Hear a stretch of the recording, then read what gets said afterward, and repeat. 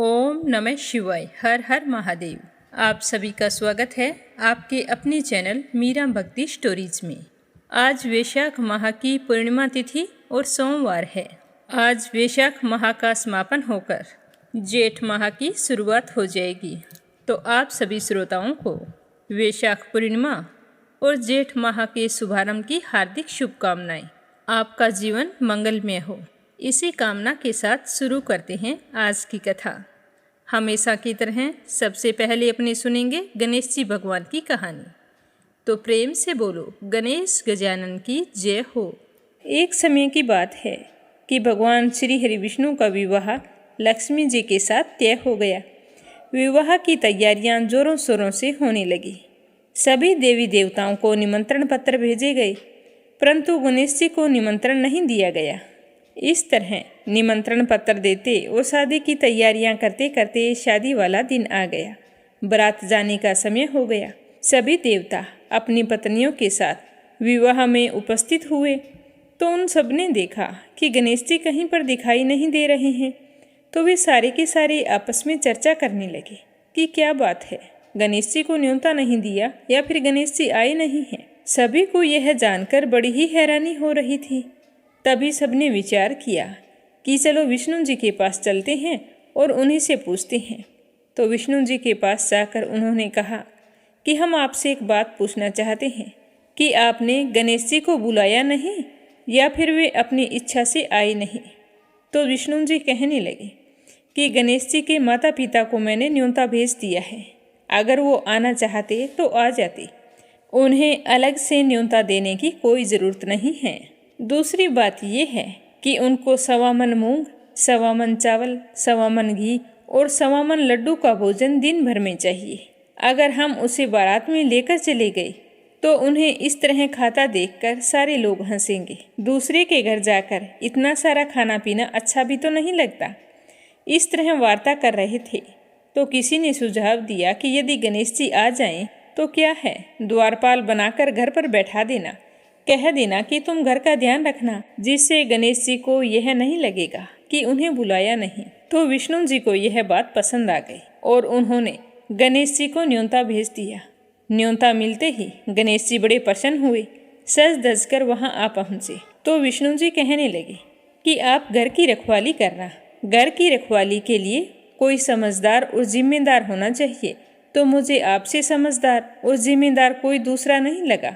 तो यह सुनकर गणेश जी और भी प्रसन्न हुए।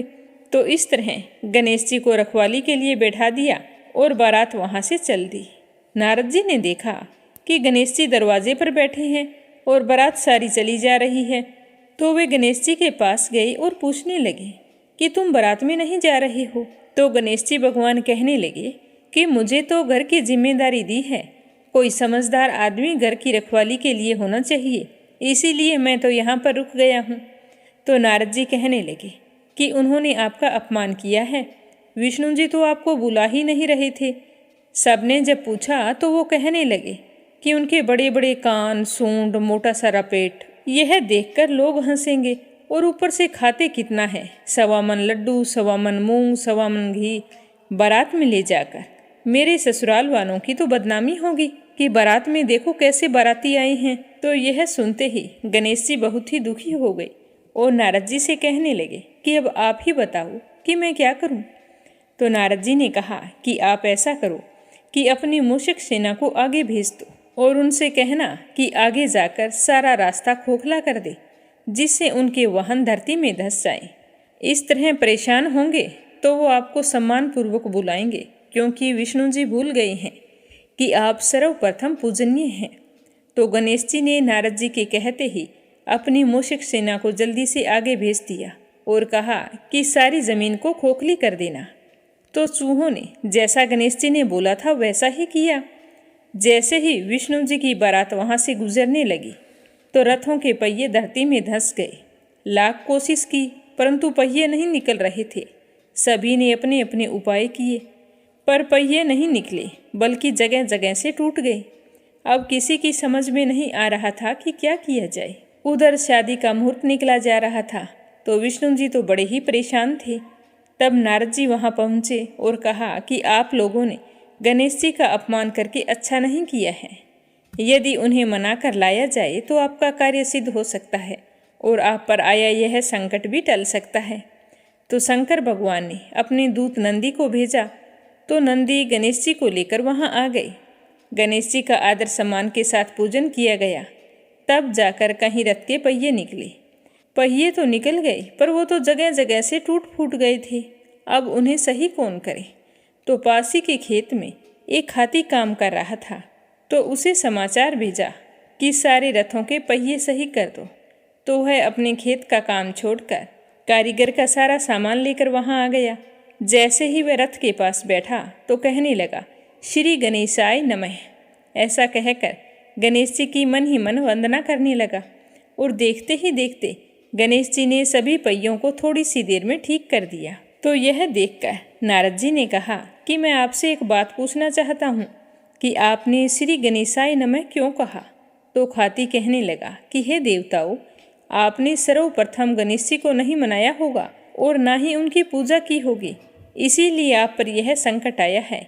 तो नारद जी विष्णु भगवान से कहने लगे कि हमने ही गणेश जी को सर्वप्रथम पूजनीय बनाया था और आज हम ही उन्हें भूल गए, तो हमसे मूर्ख और अज्ञानी कौन हो सकता है। तो यह सुनते ही विष्णु भगवान गणेश जी से माफ़ी मांगते हैं और गणेश जी की पूजा करते हैं, उनका ध्यान करते हैं। फिर सारे मिलकर गणेश जी भगवान का जयकारा लगाते हैं। तो यह सब देखकर गणेश जी बहुत ही प्रसन्न होते हैं और नारद जी भी गणेश जी की ओर देखकर मंद मंद मुस्कुराने लगते हैं और बारात वहाँ से चल पड़ती है। फिर भगवान विष्णु और लक्ष्मी जी का विवाह बड़ी ही धूमधाम से संपन्न होकर सकुशल सारे घर लौट आते हैं। इसीलिए कोई भी व्रत पूजा पाठ हो, गणेश जी भगवान को जरूर याद करना चाहिए। बोलो गणेश जी भगवान की जय हो। तो अब अपने सुनेंगे 32वीं पूर्णिमा व्रत कथा। द्वापर युग में एक समय की बात है कि यशोदा जी ने श्री कृष्ण भगवान से कहा कि हे कृष्ण, तुम सारे संसार के उत्पन्न करता, पोषक तथा संहार करता हो। आज कोई ऐसा व्रत मुझे बताओ जिसके करने से मृत्यु लोक में स्त्रियों को विधवा होने का भय ना रहे और यह व्रत मनुष्यों की सारी मनोकामनाएं पूर्ण करने वाला हो।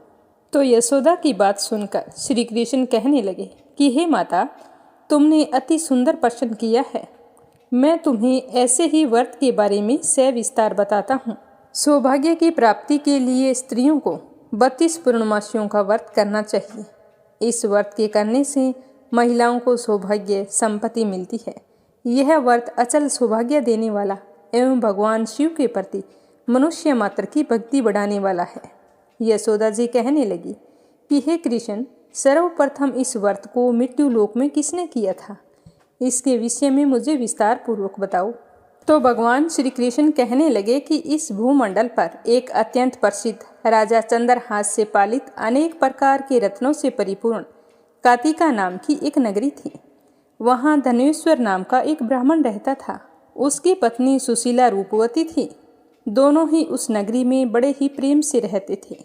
घर में धन धान्य आदि की कमी नहीं थी। सब कुछ होते हुए भी उन्हें एक दुख था, क्योंकि उनके कोई संतान नहीं थी। इस दुख से वे दोनों हमेशा दुखी रहा करते थे। एक समय की बात है, एक बड़ा तपस्वी योगी उस नगरी में आया।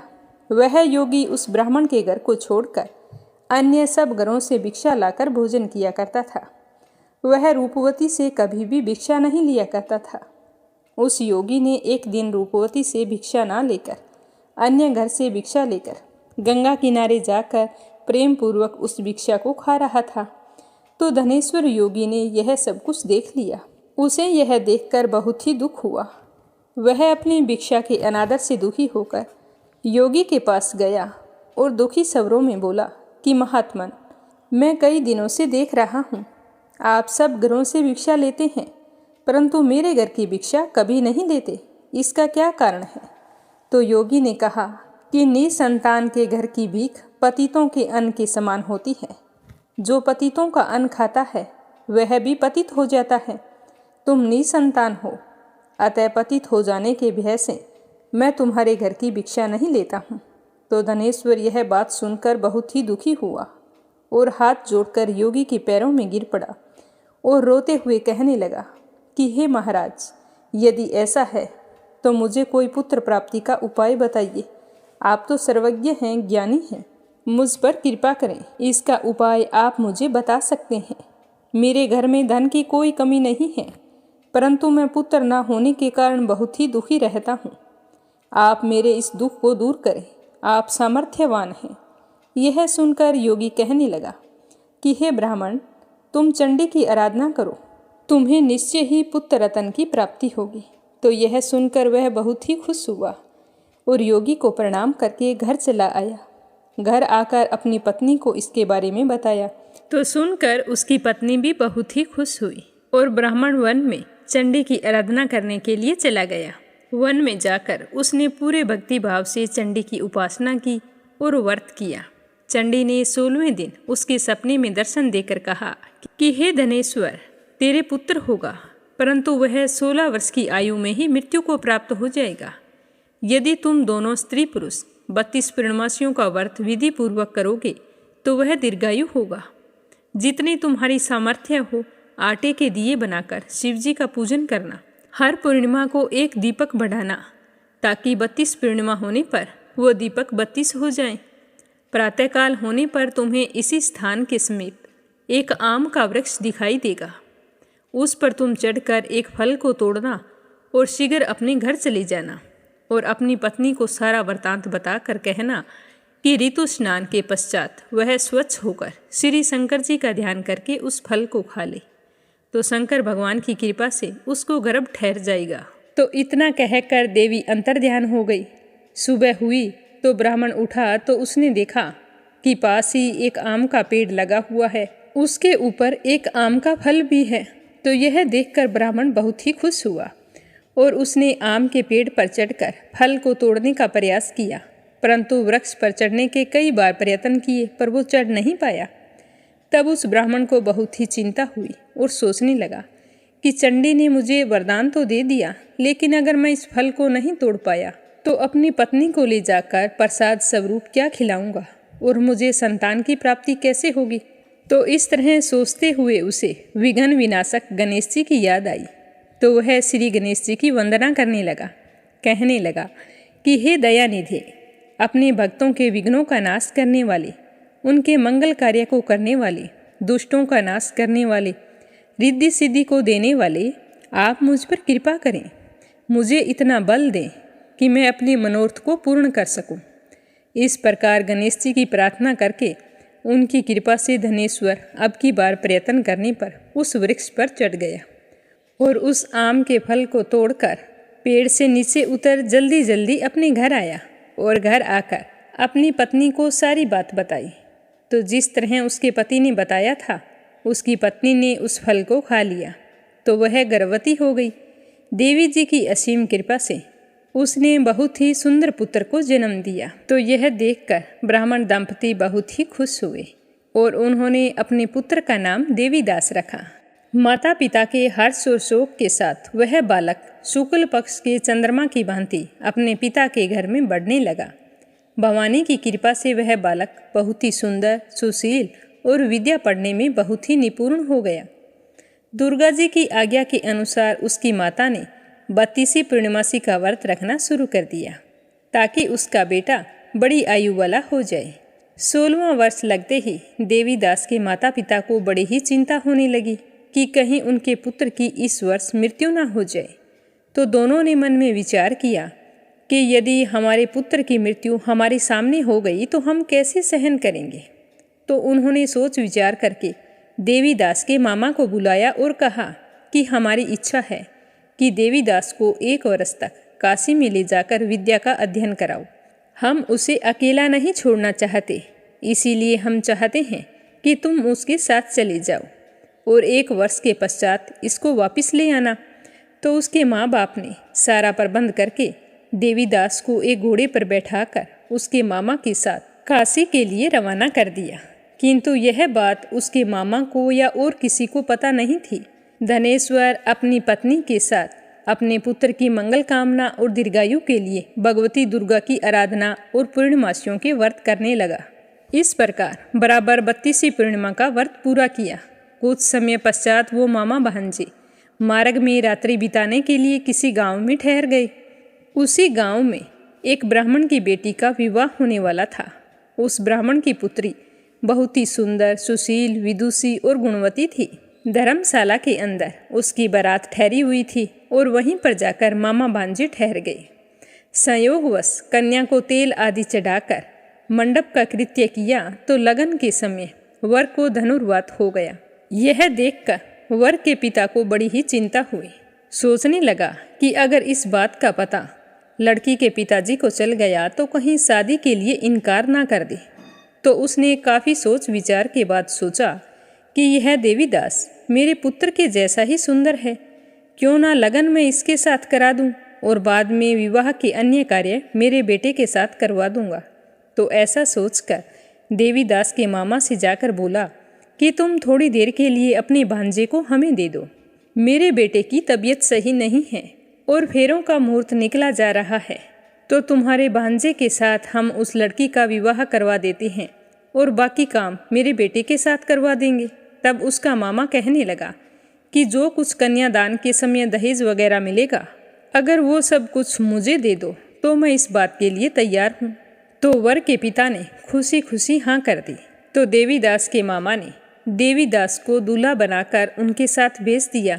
तो अब देवीदास के साथ विवाह के सारे कार्य हो गए। फेरों के बाद में जब दोनों को भोजन के लिए बैठाया गया तो देवीदास की आंखों से आंसू बह चले और वह भोजन नहीं कर रहा था। मन ही मन सोच रहा था कि ना जाने यह किसकी पत्नी बनेगी। इसकी शादी तो मेरे साथ हुई है और इसे विदा करा के ना जाने कौन लेके जाएगा।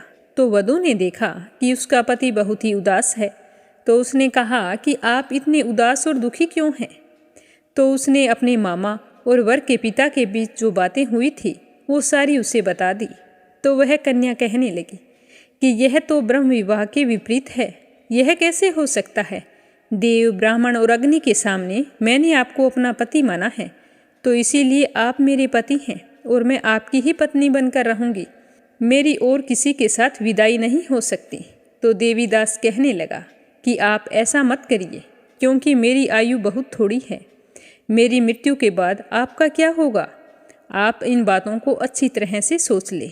तो यह कहकर उसने अपने अल्पायु होने की सारी बात अपनी पत्नी को बताई। तो वह तो दृढ़ विचारों वाली थी। वो बोली कि जो आपकी गति होगी वही मेरी गति होगी। हे स्वामी, आप उठिए और भोजन करिए, आप निश्चय ही भूखे होंगे। इसके बाद देवीदास और उसकी पत्नी दोनों ने भोजन किया। शेष रात्रि में वे सोते रहे। प्रातःकाल देवीदास ने अपनी पत्नी को 3 नगों से जड़ी हुई अंगूठी दी और एक रुमाल दिया और कहने लगा कि हे प्रिय, इसे लो और संकेत समझकर स्थिर चित्त हो जाओ।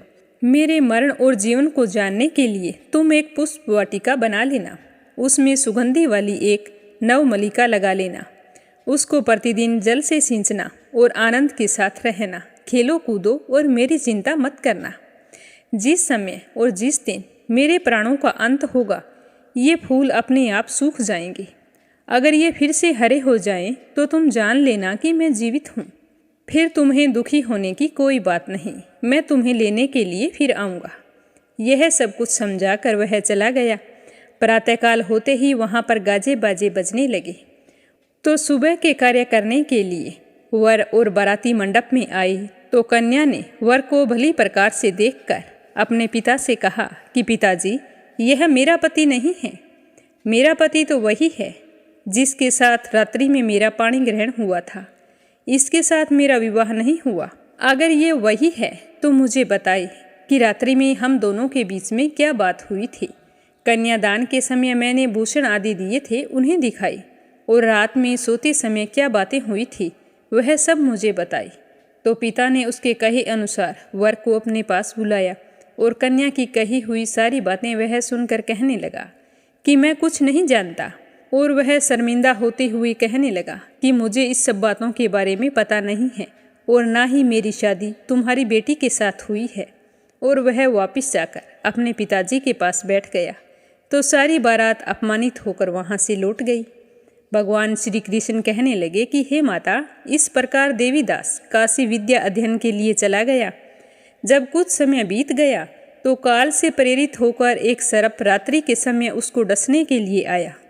उस विषधर के प्रभाव से उसके शयन का स्थान चारों ओर से विष की ज्वाला से विषैला हो गया, परंतु वर्तराज के प्रभाव से उसको काट नहीं पाया, क्योंकि पहले ही उसकी माता ने 32 पूर्णिमा का व्रत कर रखा था। इसके बाद आधी रात्रि के समय स्वयं काल वहाँ पर आया और वह देवीदास के शरीर से प्राणों को निकालने का प्रयत्न करने लगा, जिससे वह मूर्छित होकर पृथ्वी पर गिर पड़ा। भगवान की कृपा से उस समय पार्वती जी के साथ शंकर जी वहाँ पर आ गए। उसको मूर्छित देखकर पार्वती जी ने भगवान शंकर से कहा कि हे महाराज, इस बालक की माता ने तो पहले ही 32 पूर्णिमा का व्रत किया है, जिसके प्रभाव से हे भगवान आप इसे प्राण दान करें। अगर आप इसके प्राणों की रक्षा नहीं करेंगे तो कलयुग में हमें कौन मानेगा। तो पार्वती के कहने पर भक्त वत्सल भगवान शिव जी ने उसको प्राण दान दे दिया। पूर्णिमा व्रत के प्रभाव से काल को भी पीछे हटना पड़ा और देवीदास स्वस्थ होकर बैठ गया। उधर उसकी पत्नी काल की प्रतीक्षा किया करती थी। जब उसने देखा कि पुष्प वाटिका बिल्कुल से मुरझा गई है तो उसे बहुत ही दुख हुआ। थोड़ी देर बाद उसने देखा कि वो तो वैसे ही हरी भरी हो गई है, तो वह जान गई कि मेरे पति जीवित हैं। तो यह देखकर वो बहुत ही प्रसन्न हुई और अपने पिताजी से कहने लगी कि पिताजी, मेरे पति जीवित हैं, आप उनको ढूंढिए। जब 16वां वर्ष व्यतीत हो गया तो देवीदास भी अपने मामा के साथ काशी से वापस चल पड़ा। इधर उसके ससुर उसे ढूंढने के लिए घर से निकलने ही वाले थे कि वो दोनों मामा भांजी वहाँ पर आ गए। उनको आया देखकर उसका ससुर बहुत ही खुश हुआ और उन दोनों को बड़ी ही प्रसन्नता के साथ अपने घर में ले गया और ले जाकर अपनी बेटी को आवाज़ लगाने लगा कि बेटा देखो कौन आया है। तो अपने पति को सकुशल आया देखकर ब्राह्मण की बेटी बहुत ही खुश हुई। तो उसी समय उस नगर के सारे निवासी वहाँ पर इकट्ठे हो गए और कहने लगे कि हाँ, इसी के साथ तुम्हारी कन्या का विवाह हुआ था। उन सब ने देवीदास को पहचान लिया। सारे नगरवासी बहुत ही खुश हुए और कहने लगे कि भला हुआ जो हमारा जवाई आ गया है, अब हम बड़ी ही खुशी से इसकी विदाई करेंगे। तो उस दिन सारे नगरवासियों ने पूरी खुशियां मनाई। कुछ दिन देवीदास वहाँ पर रुका और उसके बाद अपनी पत्नी और मामा को लेकर अपने ससुर के घर से बहुत सारे उपहार आदि लेकर अपने घर के लिए रवाना हो गया। जब वह अपने घर के निकट पहुंचा तो गांव के लोगों ने जैसे ही उसे देखा तो उसके घर जाकर उसके माता पिता से कहने लगे कि तुम्हारा पुत्र अपनी पत्नी के साथ आ रहा है। तो नगरवासियों के कहने पर पहले तो उन्हें विश्वास नहीं हुआ, लेकिन सारे लोग एक ही बात कहने लगे तो उन्हें बड़ी ही हैरानी हुई। थोड़ी ही देर में देवीदास आकर अपने माता पिता के चरणों में अपना सर रखकर प्रणाम करके कहने लगा कि हे माँ बाबूजी, आपके ही आशीर्वाद से मैं आज पुनः जीवित होकर आया हूँ। तो पीछे पीछे उसकी पत्नी भी आ गई। उसने भी अपने सास ससुर के चरणों को स्पर्श किया। तो देवीदास के माता पिता यह देखकर बहुत ही खुश हुए और अपने पुत्र और पुत्रवधू को अपने हृदय से लगा लिया और दोनों की आंखों से प्रेम के आंसू बह चले।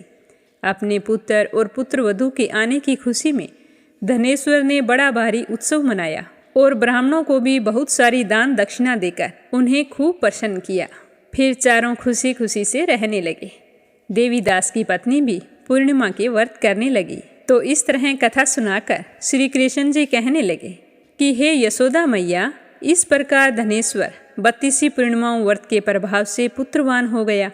जो भी स्त्रियां इस व्रत को करती है वे जन्म जन्मांतर तक विधवा होने का दुख नहीं भोगती और सदैव सौभाग्यवती रहती है। यह मेरा वचन है, इसमें कोई संदेह नहीं है। यह व्रत पुत्र पुत्रों को देने वाला तथा संपूर्ण मनोकामनाओं को पूर्ण करने वाला है। 32 पूर्णिमा के व्रत करने से व्रती की सारी इच्छाएं भगवान शिव जी की कृपा से पूर्ण हो जाती है और वह सुखी और संपन्न रहता है। अब अपने सुनेंगे भगवान श्री कृष्ण की अनन्य भक्त कर्माबाई की कहानी। तो इस कहानी को श्रद्धा भाव से सुनना और मीरा भक्ति स्टोरी चैनल को सब्सक्राइब करके इस वीडियो को ज़्यादा से ज़्यादा शेयर करना। भगवान श्री कृष्ण आपकी सारी मनोकामनाएं पूर्ण करे। बोलो श्री कृष्ण भगवान की जय हो। कर्माबाई को मारवाड़ की मीरा भी कहा जाता है। जब जब भगवान श्री कृष्ण का उल्लेख आता है तो कर्माबाई का नाम जरूर आता है। कर्माबाई भगवान श्री कृष्ण की परम भगत थी और भगवान श्री कृष्ण उनके हाथ से प्रतिदिन भोग ग्रहण करके भोग की थाली खाली कर देते थे। राजस्थान के नागौर जिले की मकराना तहसील में एक गांव है जिसका नाम है कालवा।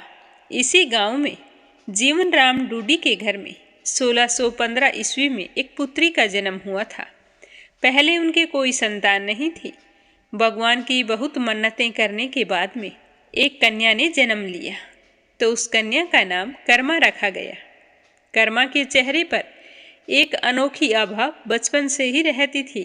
कर्मा के पिताजी एक धार्मिक पुरुष और श्री कृष्ण भगवान के भगत थे। उन्होंने भगवान के नाम मदन मोहन से ही अपने घर में कृष्ण भगवान का मंदिर बना रखा था। वे प्रतिदिन भगवान श्री कृष्ण की पूजा करते और भोग लगाते तथा भोग लगाने के बाद ही स्वयं भोजन ग्रहण किया करते थे।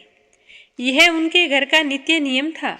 भगवान को भोग लगाने से पहले घर का कोई भी सदस्य भोजन नहीं करता था।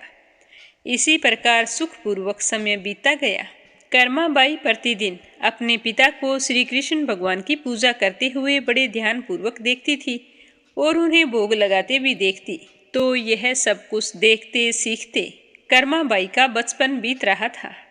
अतः बचपन से ही उस नन्ही कर्माबाई में भक्ति भाव के संस्कार थे। इन्हीं संस्कारों के बीच पलते बढ़ते कर्मा 13 वर्ष की हो गई। एक समय की बात है कि कर्माबाई के पिताजी जीवन राम को कार्तिक पूर्णिमा पर स्नान करने के लिए पुष्कर जाना था और उनकी पत्नी भी उनके साथ जा रही थी। वे कर्मा को भी साथ ले जाना चाहते थे, लेकिन एक समस्या आ गई कि अगर सारे के सारे चले जाएंगे तो घर पर कान्हा जी का मंदिर बना रखा है तो भगवान को भोग कौन लगाएगा। इसीलिए उन्होंने कर्माबाई को यह जिम्मेदारी सौंप दी और कहने लगे कि बेटा, हम दोनों पुष्कर स्नान करने के लिए जा रहे हैं और तुम अच्छे से रहना, सुबह जल्दी उठकर स्नान करना और उसके बाद में भोग तैयार करके श्री कृष्ण भगवान को भोग लगा देना, उसके बाद ही तुम भोजन करना। तो कर्माबाई ने कहा कि माँ बाबूजी, आप निश्चिंत होकर जाइए, किसी बात की चिंता मत कीजिए, मैं भगवान को अच्छे से भोग लगा दूंगी। तो अपनी बेटी कर्मा की बात सुनकर उसके माँ बाप बहुत ही खुश हुए और पुष्कर स्नान के लिए चले गए। अब दूसरे दिन सुबह कर्माबाई जल्दी उठी। उठकर सबसे पहले स्नान किया। स्नान करने के बाद में मोठ बाजरे का खिचड़ा बनाया और थाली में डालकर पूजा घर में ले गई। श्री कृष्ण भगवान के सामने रखकर कहने लगी कि हे प्रभु, माँ बाबूजी तो पुष्कर स्नान के लिए गए हैं, आपको भूख लग गई होगी, मुझसे देरी हो गई क्या?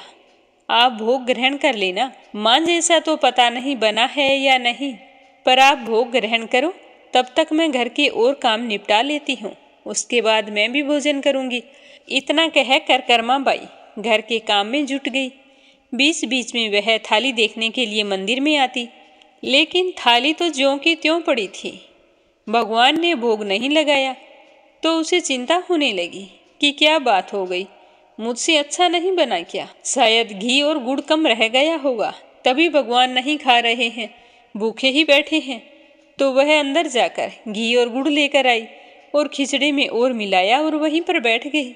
कहने लगी कि प्रभु, अब ये खिचड़ा बहुत ही स्वादिष्ट हो गया है, मैंने इसके अंदर गुड़ और घी और मिला दिया है, अब आप आराम से खा लीजिए, बाद में मैं भी भोजन करूँगी। तो भगवान ने तो भोग ग्रहण नहीं किया।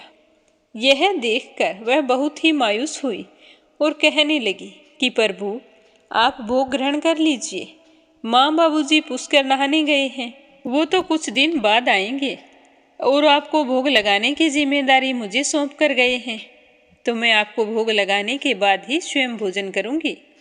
पर भगवान ने फिर भी भोग ग्रहण नहीं किया।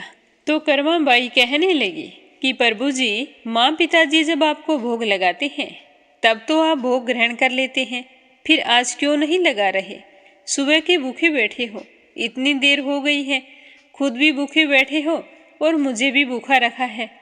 यह सब बोलकर वह भगवान के भोग ग्रहण करने की प्रतीक्षा करने लगी। परंतु यह क्या, आज तो सुबह से दोपहर और दोपहर से शाम हो चली थी, पर भगवान ने भोग नहीं लगाया। अब तो यह देखकर कर्माबाई बहुत ही उदास हो गई और दुखी होकर रोते रोते बोली कि हे भगवान जी, आप ग्रहण कर लीजिए, अन्यथा मैं भी भूखी ही रह जाऊंगी। तो प्रेमवश होकर भगवान कान्हा जी के काठ की मूर्ति से आवाज आई। कान्हा जी कहने लगे कि कर्मा, तुमने पट बंद नहीं किया, इसीलिए मैं भोग ग्रहण कैसे करूं? यह सुनकर कर्माबाई बहुत ही खुश हुई और पट को खींचकर बंद कर दिया। भगवान श्री कृष्ण ने खिचड़ी का भोग ग्रहण किया और पूरी की पूरी थाली खाली कर दी। कर्माबाई ने थोड़ी देर बाद में देखा तो भोग की थाली बिल्कुल खाली पड़ी थी। तब कर्माबाई बोली कि भगवान जी, इतनी सी बात थी तो मुझे पहले ही बोल देते। सुबह से दोपहर, दोपहर से शाम हो गई, खुद भी भूखे रहे और मुझे भी भूखा रखा। इसके बाद कर्माबाई ने भी भरपेट खिचड़ा खाया। अब तो प्रतिदिन कर्माबाई खिचड़ा बनाती और उसके अंदर खूब सारा घी और गुड़ डाल देती और भगवान जी भोग ग्रहण करने के लिए आते।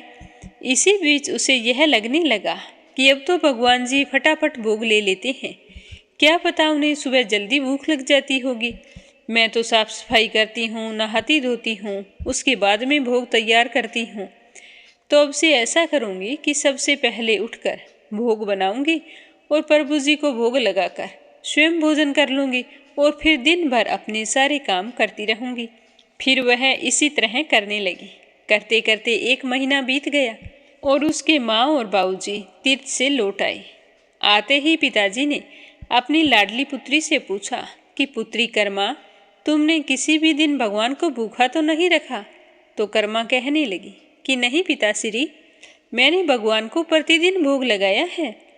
फिर जब उसकी माँ रसोई घर में गई तो देखा जो गुड़ से मटका पूरा भरा हुआ था वो तो बिल्कुल खाली पड़ा था। तो उन्होंने कर्मा को बुलाया और पूछा कि बेटा, गुड़ कहाँ है? तो कर्मा कहने लगी कि रोजाना भगवान श्री कृष्ण उसके पास आते हैं और खिचड़ी का भोग ग्रहण करते हैं। एक दिन भगवान ने भोग नहीं लिया था तो मैंने सोचा कहीं मिठास कम ना हो, इसीलिए मैं कुछ ज्यादा ही गुड़ और घी डाल देती हूँ। इस तरह बताते हुए कर्माबाई ने पहले दिन हुई सारी परेशानी के बारे में अपने माँ बाबूजी को बताया। कर्मा ने कहा कि भगवान ने बहुत देर तक भोग ग्रहण नहीं किया था। फिर मैंने खिचड़ी में घी और गुड़ और डाला। तब भगवान ने मुझे कहा था कि तुम पट बंद कर दो, उसके बाद मैं भोग ग्रहण करूँगा। तो मैंने जल्दी से पट बंद कर दिए और फिर भगवान जी ने फटाफट भोग ले लिया। तो यह सुनकर उसके माता पिता बड़े ही हैरान थे। वे सोचने लगे कि जिन ईश्वर के आशीर्वाद हेतु आज हमें गए हुए महीना हो गया, इतनी दूर तीर्थ यात्रा पर गए थे, जिन्हें पाने के लिए लोग ना जाने क्या क्या करते रहते हैं, कहाँ कहाँ भगवान को ढूंढते हैं, और वे भगवान उनकी बेटी के हाथ से घर में खिचड़ा खाते हैं। ये कैसे संभव है? तो उन्हें यह सुनकर चिंता होने लगी। वो दोनों सोचने लगे कि कहीं हमारी बेटी बावली तो नहीं हो गई। ये भी सोच लिया कि क्या पता कर्मा ने पूरा गुड़ खा लिया हो। इस पर कर्मा कहने लगी कि अगर आपको यकीन नहीं है तो कल अपनी आंखों से देख लेना, मैं खुद भगवान को भोग लगाऊंगी। तो इसी आश्चर्य से उसके माँ बाबूजी को रात में नींद भी नहीं आई, सुबह होने की प्रतीक्षा कर रहे थे। दूसरे दिन कर्माबाई सुबह जल्दी उठी, बिना नहाए धोए सीधे खिचड़ा बनाया और भगवान के मंदिर में भोग की थाली रखकर पट बंद कर दिए और कहने लगी कि आओ भगवान जी, भोग ग्रहण करो। माँ और बाबूजी मान ही नहीं रहे कि मैंने आपको गुड़ और घी खिलाया है। ये तो अब आपको ही सिद्ध करना होगा कि मैं सच बोल रही हूँ। तो भक्त की पुकार सुनकर भगवान जी को आना ही था। वो आए और खिचड़ा खाने लग गए। थोड़ी ही देर बाद पट अपने आप खुल गए। तो जीवन राम और उनकी पत्नी बहुत ही हैरान थे कि भोग की थाली बिल्कुल खाली थी। तो उन दोनों ने अपनी बेटी को हृदय से लगा लिया।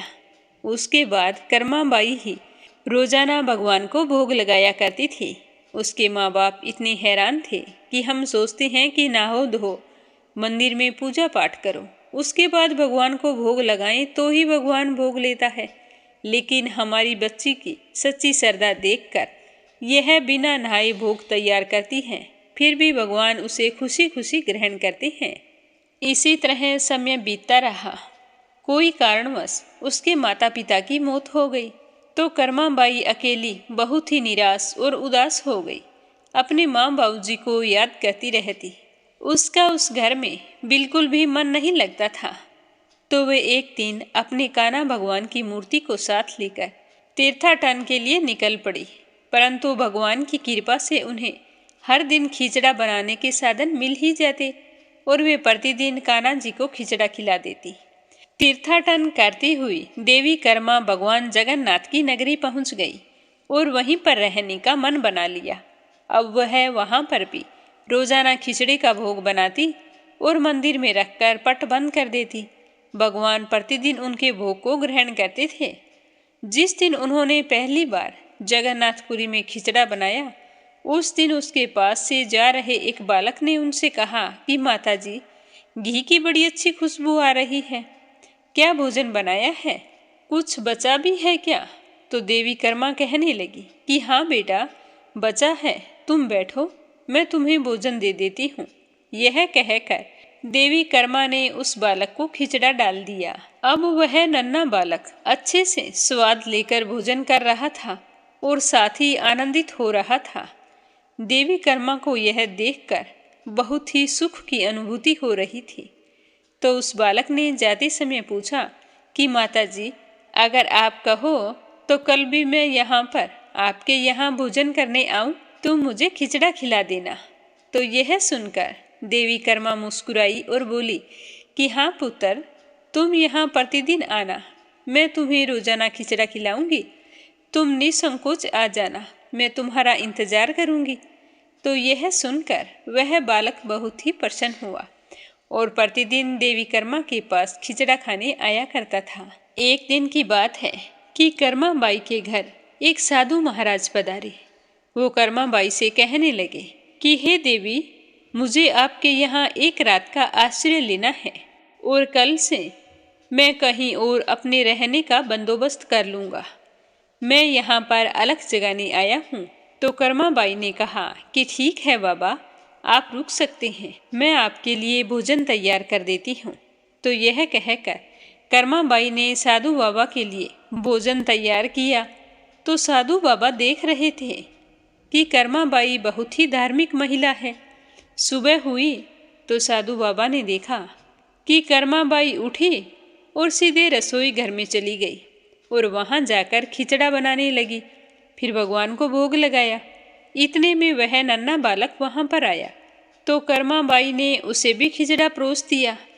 जब वह बालक भोजन करके जा रहा था तब उसने सुना कि साधु बाबा देवी कर्मा से कह रहे हैं कि हे देवी, आप तो बहुत धार्मिक महिला हैं, भगवान को प्रतिदिन भोग लगाकर फिर स्वयं भोजन करती हैं, परंतु भोग लगाने के भी कई नियम होते हैं।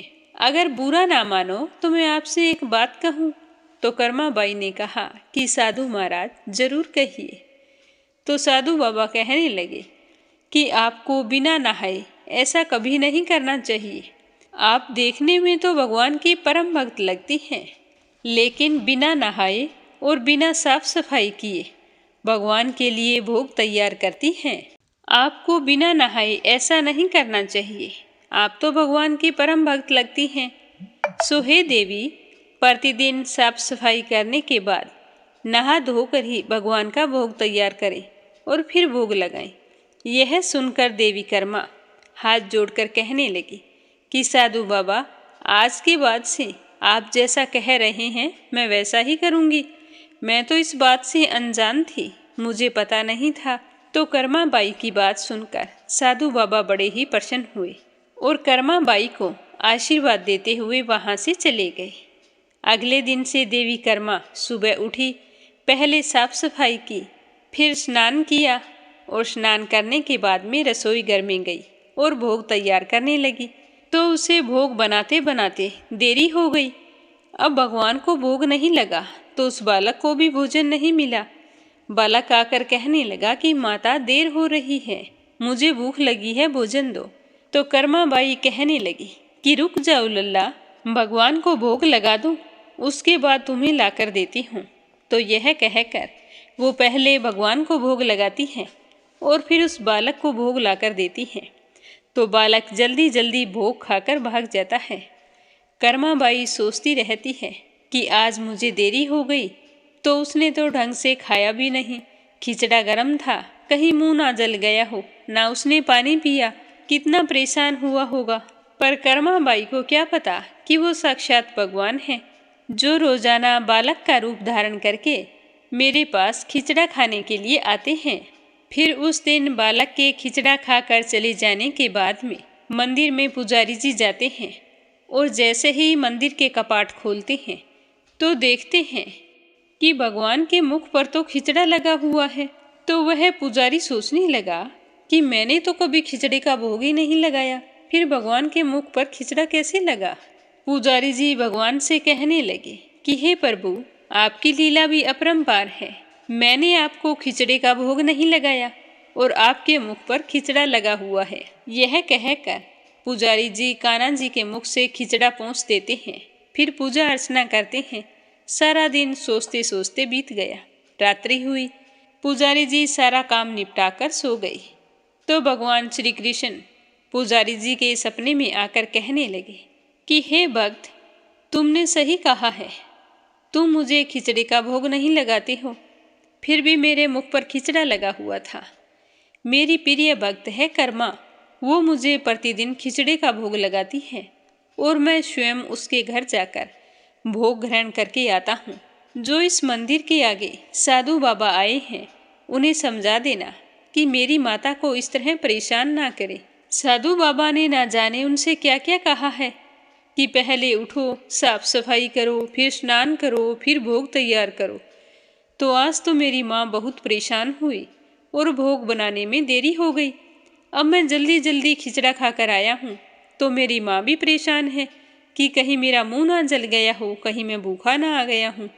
इसीलिए आप सुबह ऐसे करना, उस साधु बाबा से कहना कि मेरी माँ से जो कहा है वो सारे वचन वापस ले ले। जैसा वो करती थी उन्हें वैसा ही करने दे। मैं मेरी माँ की भक्ति से बहुत ही प्रसन्न हूँ। मुझे नहाने और ना नहाने की कोई आपत्ति नहीं है। क्या कभी कोई माँ अपने बच्चे को खाना खिलाने से पहले नहाती है क्या? मेरी माँ का बहाव सिर्फ इतना है कि वो मेरे लिए जल्दी से खाना बना ले, कहीं मैं भूखा ही ना रह जाऊं। प्रेम भाव हर नियम से ऊपर होता है। इतना कहकर भगवान श्री कृष्ण अंतर्ध्यान हो गए। सुबह पुजारी जी की आंख खुली तो उन्होंने जाकर साधु बाबा को सारी बात बता दी। साधु बाबा को भी अपनी गलती का एहसास हुआ। वह भगवान और भक्त के बीच में जो आ रहे थे, उन्होंने बिना समय गंवाए माता कर्मा के पास गए और जाकर कहा कि हे देवी, आप जैसे पहले प्रभु को भोग लगाती थी वैसे ही लगाइए। मुझे तुम्हारी भक्ति के बारे में बिल्कुल भी पता नहीं था, इसीलिए आप मुझे क्षमा करें। तो देवी कर्मा कहने लगी कि ठीक है महाराज, जैसा आपने कहा मैं वैसा ही करूँगी। मैं तो नहा धोकर भोग बनाती हूँ, तो मेरे प्रभु को भोग लगाने में देरी हो जाती है और भगवान तो बहुत जल्दी भूखे हो जाते हैं। फिर कर्मा बाई ने अपने तरीके से भोग लगाना शुरू कर दिया। अब भगवान के मुख पर खिचड़े की जूठन नहीं होती थी। वे बड़े ही प्रेम पूर्वक कर्मा बाई के पास बैठकर खिचड़ा खाते और खाने की खूब तारीफ करते। कर्मा बाई भी बालक के रूप में आए भगवान को निहारती रहती। ऐसा करते करते कई वर्ष बीत गए। एक दिन पुजारी जी ने सुबह आकर मंदिर के पट खोले तो देखा भगवान की आंखों से झरझर आंसू बह रहे हैं और उन्होंने भोग ग्रहण नहीं किया है। तो यह देखकर पुजारी जी बड़े ही हैरान हुए और सोचने लगे कि प्रभु की आंखों से आंसू, ऐसा कैसे हो सकता है। फिर पुजारी जी ने हाथ जोड़कर मन ही मन कहा कि प्रभु, ऐसा कौन सा अपराध हो गया है मुझसे जो आपने भोग ग्रहण नहीं किया और आपकी आंखों से आंसू बह रहे हैं। प्रभु, अगर कोई गलती हो गई हो तो मुझे क्षमा करें और भोग ग्रहण करें। आपके भक्त जन प्रसाद के लिए प्रतीक्षा कर रहे हैं। फिर क्या था, भक्त वत्सल प्रभु ने प्रसाद ग्रहण कर लिया। पर यह बात कि प्रभु ने आज भोग देरी से ग्रहण किया और उनकी आंखों से आंसू बह रहे हैं, तो यह बात पूरी प्रजा में तेजी से फैल गई और फैलते फैलते महाराज के कानों तक जा पहुंची। महाराज अतिशीघ्र मंदिर में पहुंचे। वे पुजारी जी से विचार विमर्श करने लगे। फिर उन दोनों ने भगवान के पास जाकर हाथ जोड़कर विनती की कि हे प्रभु, कृपया करके इसके बारे में हमें बताएं कि इसका क्या राज है। आप इस तरह से रो क्यों रहे हैं और आपने भोग देरी से ग्रहण क्यों किया। उस दिन राजा वहीं पर सो गए। रात्रि के पहर जब राजा सो रहे थे, तब भगवान राजा के सपने में आए और उनसे कहा कि मेरी एक अनन्या भगत थी कर्माबाई, जो मुझे प्रतिदिन खिचड़े का भोग लगाया करती थी, परंतु आज उन्होंने अपने अंतिम सांस लिए हैं और सदैव मुझ में लीन हो गई है। अब मुझे बालक की तरह प्रेम कौन करेगा, कौन मुझे खिचड़ा खिलाएगा। भगवान के मुख से इस तरह के वचन सुनकर महाराज ने सपने में ही भगवान से कहा कि हे प्रभु जी, आज से प्रतिदिन आपके भोग में कर्माबाई का खिचड़ा ही चढ़ेगा, ये मैं आपसे वादा करता हूँ। तो सुबह होने के बाद राजा ने अपने सपने की बात दरबार में बताई। कहते हैं कि उसी दिन से भगवान जगन्नाथ के भोग में कर्माबाई का खिचड़ा चढ़ने लगा और आज भी जगन्नाथपुरी में जगन्नाथ भगवान को पहला भोग खिचड़े का ही लगाया जाता है। बोलो श्री कृष्ण भगवान की जय हो। बोलो श्री हरि विष्णु भगवान के अनंत स्वरूपों की जय हो। वैशाख का महीना अपने आप में बहुत ही पुण्यदायी और फलदायी माना गया है, जो श्री हरि विष्णु भगवान का अति प्रिय महीना है। जो भी व्यक्ति इस पूरे महीने सूर्योदय से पहले उठकर स्नान करता है और श्री हरि विष्णु की आराधना करता है, उसके जन्म जन्मांतर के पाप नष्ट हो जाते हैं और वह श्री हरि विष्णु भगवान की कृपा का पात्र बनता है। अगर पूरे महीने स्नान ना कर सकें तो शुक्ल पक्ष में 15 दिन स्नान करें। अगर 15 दिन भी ना कर सकते हैं तो वैशाख मास की अंतिम 3 तिथियां कितनी फलदायी और महत्वपूर्ण हैं, यही कुछ जानने वाले हैं आज की कथा में।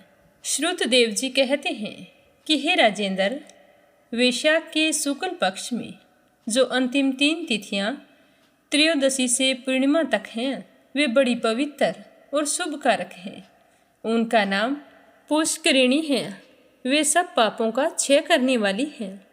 जो संपूर्ण वैशाख के महीने में स्नान करने में असमर्थ हैं, वह यदि इन 3 तिथियों में स्नान करें तो वैशाख के महीने का पूरा पुण्य फल प्राप्त कर लेता है। पूर्व काल में वैशाख के महीने की एकादशी तिथि को शुभ अमृत प्रकट हुआ था। द्वादशी को भगवान विष्णु ने उसकी रक्षा की थी। त्रयोदशी तिथि को श्री हरि विष्णु भगवान ने मोहिनी रूप धारण करके देवताओं को सुधा का पान कराया था। चतुर्दशी तिथि को देव विरोधी दैत्यों का संहार किया और पूर्णिमा के दिन समस्त देवताओं को उनका साम्राज्य प्राप्त हो गया। इसीलिए देवताओं ने संतुष्ट होकर इन तिथियों को वरदान दिया था। वैशाख के महीने की ये 3 शुभ तिथियां मनुष्यों के पापों का नाश करने वाली तथा उन्हें पुत्र पौत्र आदि फल देने वाली हों। जो मनुष्य इस संपूर्ण महीने में स्नान ना कर सके तो वह इन 3 तिथियों में स्नान कर लेने पर पूरे पुण्य फल का अधिकारी हो। वैशाख के महीने में लौकिक कामनाओं का नियमन करने पर मनुष्य निश्चय ही भगवान विष्णु का सायुज्य प्राप्त कर लेता है। और जो व्यक्ति पूरे वैशाख के महीने में नियम निभाने में असमर्थ हो तो वह व्यक्ति यदि 3 दिन भी कामनाओं का संयम कर ले तो पूरे महीने का पुण्य फल पाकर भगवान विष्णु के धाम में आनंद का अनुभव करता है। इस प्रकार का वरदान देकर देवता अपने धाम को चले गए थे। अतः पुष्करिणी नाम से प्रसिद्ध अंतिम 3 तिथियां पुण्यदायिनी, समस्त पाप राशि का नाश करने वाली तथा पुत्र पौत्र को बढ़ाने वाली है।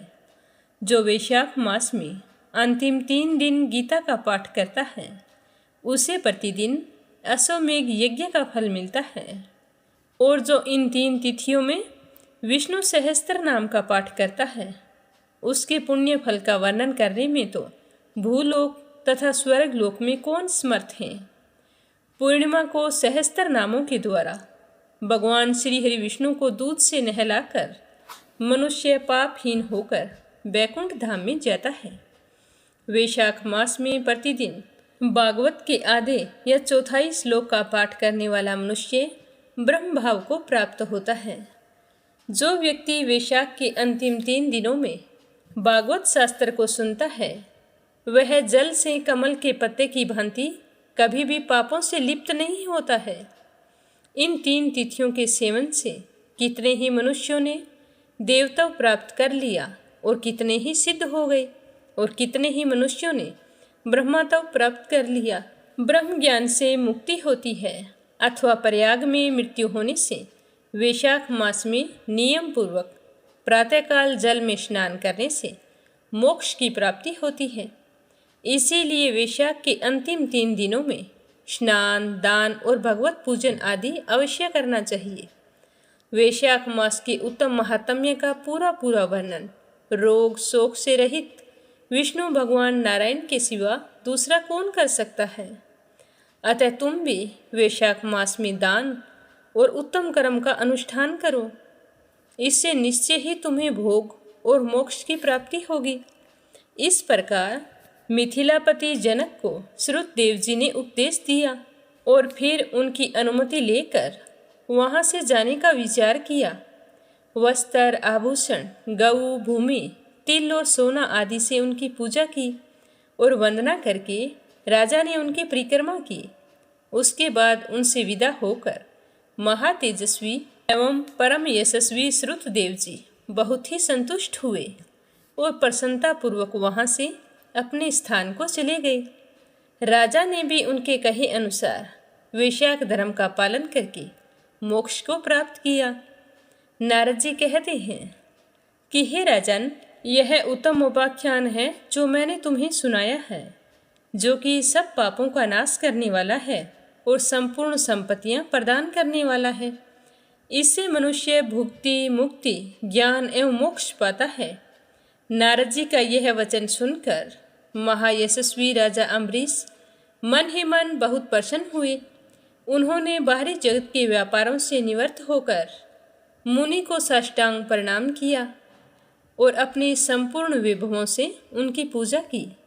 उसके बाद उनसे विदा लेकर देव ऋषि नारद दूसरे लोक में चले गए, क्योंकि देव ऋषि नारद को दक्ष प्रजापति का श्राप दिया हुआ है और वे उसी श्राप की वजह से एक स्थान पर ठहर नहीं पाते हैं। तो राजा अम्बरीश भी जैसा देव ऋषि नारद ने बताया था वैसे सब धर्मों का अनुष्ठान करके निर्गुण पर ब्रह्मा परमात्मा में विलीन हो गए। जो इस पाप नाशक एवं पुण्यवर्धक उपाख्यान को सुनता है या पढ़ता है वह परम गति को प्राप्त होता है। बोलो श्री हरि विष्णु भगवान के अनंत स्वरूपों की जय हो। अब आपने सुनते हैं लपसी और तपसी की कहानी। बोलो लपसी तपसी की जय हो। बहुत पुराने समय की बात है। एक गांव में एक ब्राह्मण परिवार रहा करता था। उसमें पति पत्नी के अलावा उनके 2 बच्चे थे। एक बेटा था, एक बेटी थी। ब्राह्मण दंपति बहुत ही सरल स्वभाव के थे। समय मिलने पर प्रभु का स्मरण किया करते थे। उनकी बेटी बहुत ही संस्कारी और सुशील थी, लेकिन उनका बेटा आवारा किस्म का था। वह कोई काम धाम नहीं करता और ना ही कभी अपने माँ बाप का कहना मानता था।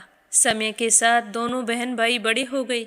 बहन की शादी कर दी गई, पर भाई का वही हाल था। उसके माँ बाप ने उसे समझाया कि बेटा, अब हम वृद्ध हो चले हैं, तुम कोई काम किया करो, लेकिन उस पर उनकी बातों का कोई असर नहीं होता था। तो एक दिन ब्राह्मणी अपने पति से कहने लगी कि स्वामी, आप बिल्कुल काम छोड़ दीजिए। जब घर में कुछ भी नहीं होगा तो यह अपनी जिम्मेदारी समझेगा और काम पर लग जाएगा। तो ब्राह्मण ने दूसरे दिन से काम पर जाना छोड़ दिया।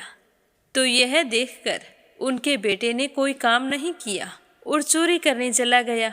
आते जाते राहगीरों को लूट लेता और उसी से अपने घर का गुजारा किया करता था।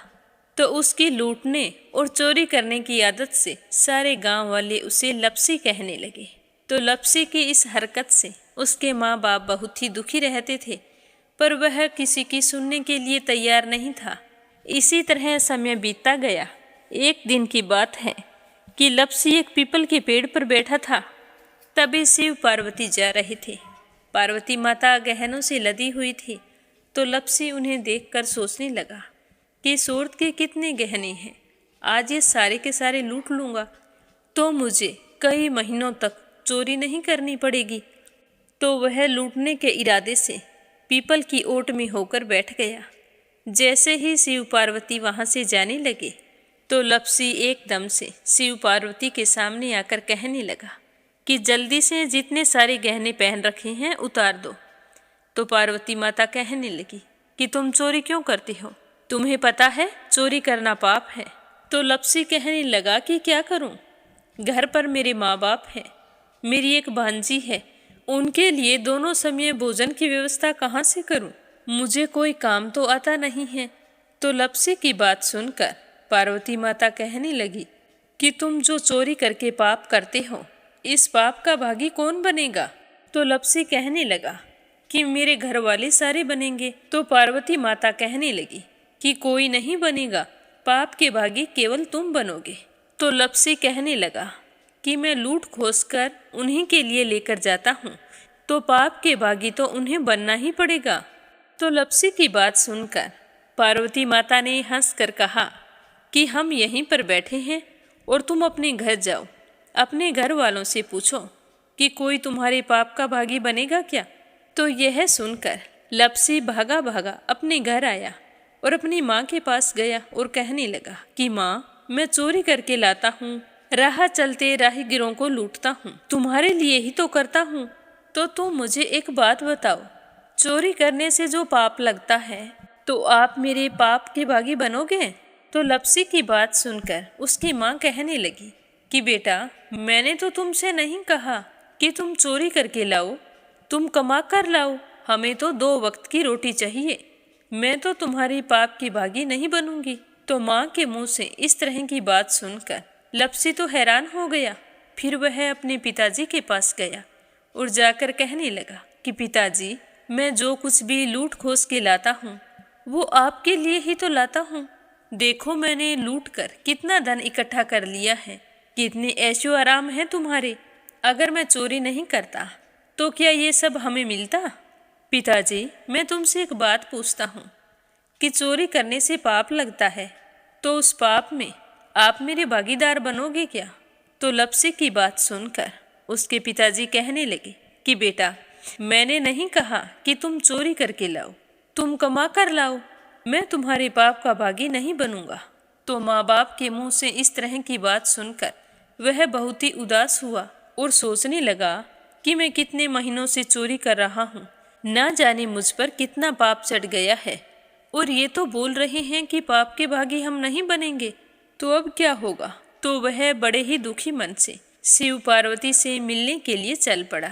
जैसे ही घर से बाहर निकलने लगा तो उसकी छोटी सी भांजी दरवाजे पर खेल रही थी।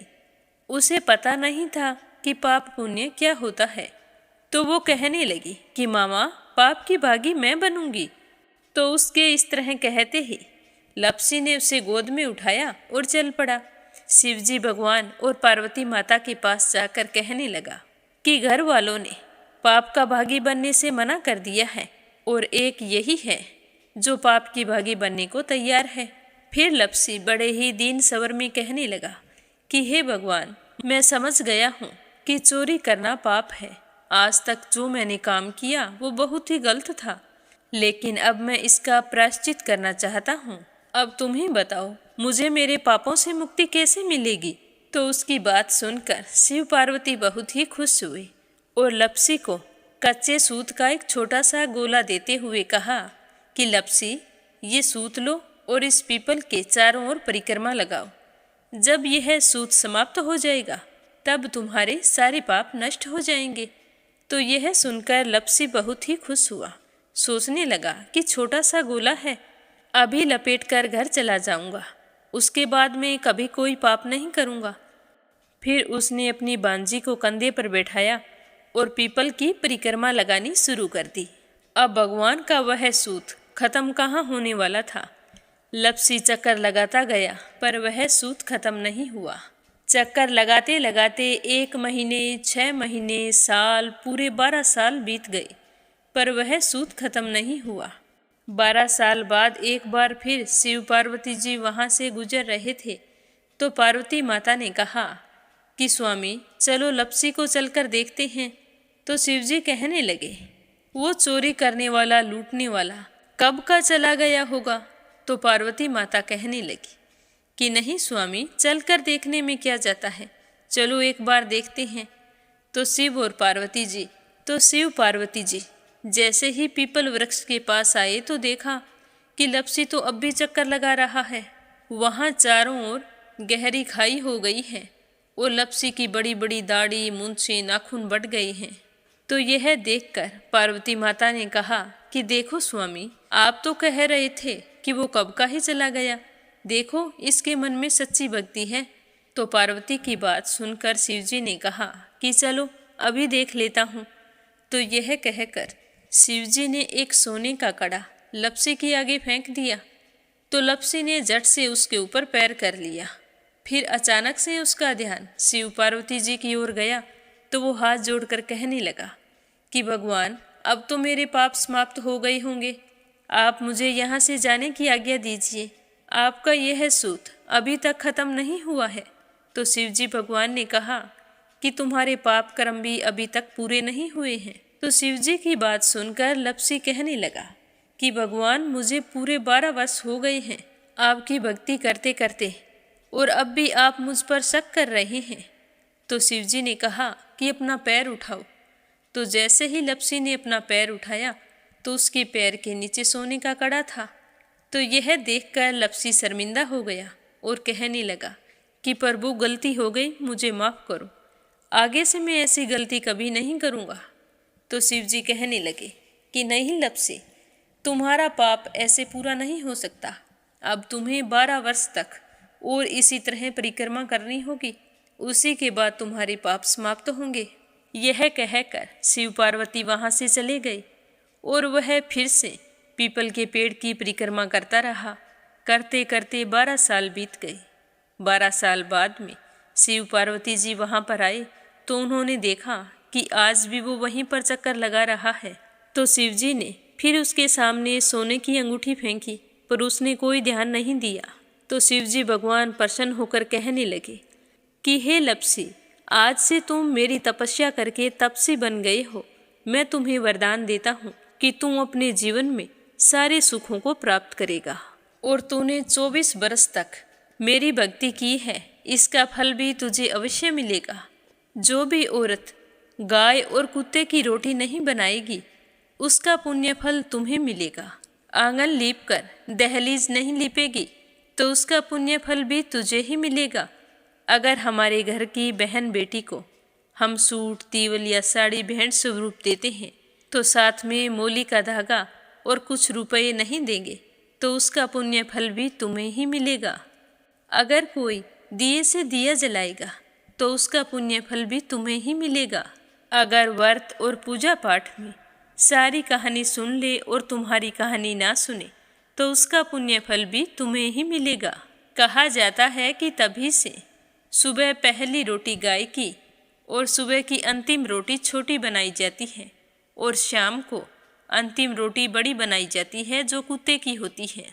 और दिए से दिया भी नहीं जलाया जाता और घर की बहन बेटियों को सूट और तीवल के साथ भेंट स्वरूप कुछ रुपए भी जरूर दिए जाते हैं। और उसी दिन से हर व्रत कथा के बाद में लपसी तपसी की कहानी जरूर सुनी जाती है और कथा समाप्त होने पर कहा जाता है कि लपसी का फल लपसी को मिले, तपसी का फल तपसी को मिले। हमारी पूजा पाठ का, हमारे व्रत का और हमारी कहानी का पुण्य फल हमें मिले। बोलो लपसी तपसी की जय हो। अब अपने सुनते हैं कथा सुनने वाले प्यारे श्रोताओं के नाम। आज का पहला कमेंट अपराजिता मीना श्रीवास्तव नेपाल से। दूसरा है रेखा धर्मेंद्र शर्मा जयपुर से। तीसरा है सरला रानी करणपुर से। रुक्मणी शर्मा अंबाला से। संजय, सोनिया, हिताक्षी, दीपेश, मयंक हरियाणा से। रिद्धिमा परमिला सुरेश यादव धामतरी से, नीलम जायसवाल हैदराबाद से, रोली मुकेश माही दिव्या बारिच से, यूएन तिवारी इंदिरा तिवारी लखनऊ से, प्रिया गोस्वामी रोहतक से, आशा शर्मा विष्णु ज्योति अंशु भीलवाड़ा से, शीला सिन्हा मीरा श्रीवास्तव ममता श्रीवास्तव माला छम्मा जौनपुर से, चंद्रकांता दिल्ली से, अनिल टिहरी करनाल से, परमेश्वरी रघुवीर सिंह दिल्ली से, सुमन चांदोरा जोधपुर से, श्रीचंद यादव गया बिहार से, मीरा अग्रवाल बंगाल से, इंदिरा तिवारी शांति प्रसाद तिवारी शुभांकित दीपांकित सुरभि जया तिवारी वैभवी ऐश्वर्या तिवारी उत्तराखंड से, गीता गोस्वामी सुनीता गोस्वामी मेरठ से, रवि सैनी सीमा सैनी मलियाना से, निर्मला सिसोदिया दिल्ली से, कमला देवी सुनीता रानी मेरठ से, मंजू चौधरी भीलवाड़ा से, श्रीमती शर्मा अलीगढ़ से, नीमा मठपाल रामनगर से, ऋतिक शनि सीमा शनि मलियाना से, मंजू कौशिक सहादरा से, शोभा सीमा जोशी दिल्ली से, राधा रोहिला दिल्ली से, मंजू मेहता बारां से, सीमा गोयल सतपाल गोयल पानीपत से, क्षमा परतुल वडोदरा से, उर्मिला महाजन अभिलाषा गीतू दिल्ली से, बीनू मेहरा दिल्ली से, कृष्ण यादव पिंकी यादव हैदरपुर दिल्ली से, राजेंद्र बिष्ट हल्दानी से,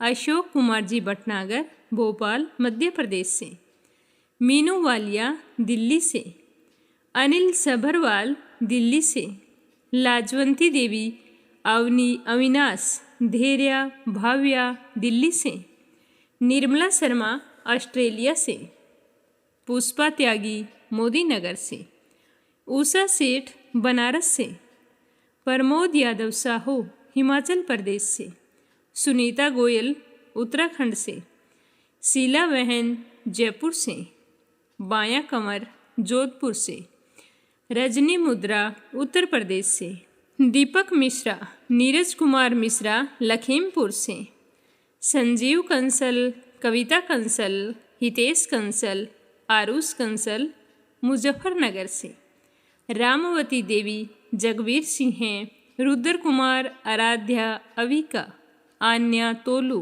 मेरठ से, बीना वाशने अलीगढ़ से, कोमल निर्मल मुंबई मीरा रोड से, संगीता नागर तिगांव से, स्मिता सीताराम गायकवाड़ महाराष्ट्र से, बिप्लब हांजोंग असम से, श्रीमती कमलेश जबलपुर से, शकुंतला पंगल भिवानी से, लक्ष्मी देवी दिल्ली से, सचिन मिश्रा सोनम मिश्रा, जानवी मिश्रा राधिका मिश्रा गौरी मिश्रा सीता मिश्रा बाराबंकी से, शशि वर्मा अंजलि वर्मा करण वर्मा पंजाब से, कमलेश भल्ला जम्मू से, प्रीति राजेश शर्मा अनमोल शर्मा राजेश शर्मा उज्जैन से, मंजुला कपूर पंजाब से, सावित्री ईश्वरलाल रामचंदानी गाजियाबाद से, पूजा पाठक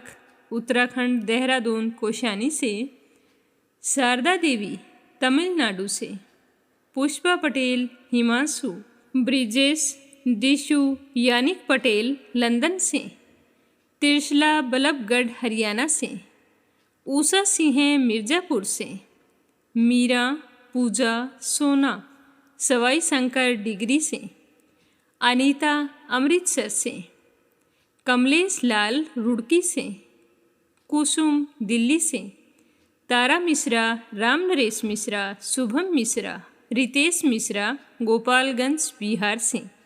आप सभी श्रोताओं का तहे दिल से धन्यवाद। जिस तरह आपने वैशाख मास की कथाओं को पूरे प्रेम भाव और श्रद्धापूर्वक सुना है, उसी तरह अपना साथ और सहयोग आगे भी बनाए रखना। वैशाख माह का समापन हो गया है। और कल से जेठ माह की शुरुआत हो जाएगी। तो अपने इसी चैनल पर सुनेंगे जेठ माह की पौराणिक कथाएं। तो आप सभी श्रोताओं से मेरा निवेदन है कि जेठ मास की कथाओं को पूरे श्रद्धा भाव से सुने और ज़्यादा से ज़्यादा कथाओं को शेयर करें। अगर आप मीरा भक्ति स्टोरी चैनल पर नए हैं तो चैनल को सब्सक्राइब जरूर करें। भगवान श्री हरि आपकी समस्त मनोकामनाएं पूर्ण करें। आप सभी के मंगल जीवन की कामना के साथ ओम नमः शिवाय। हर हर महादेव।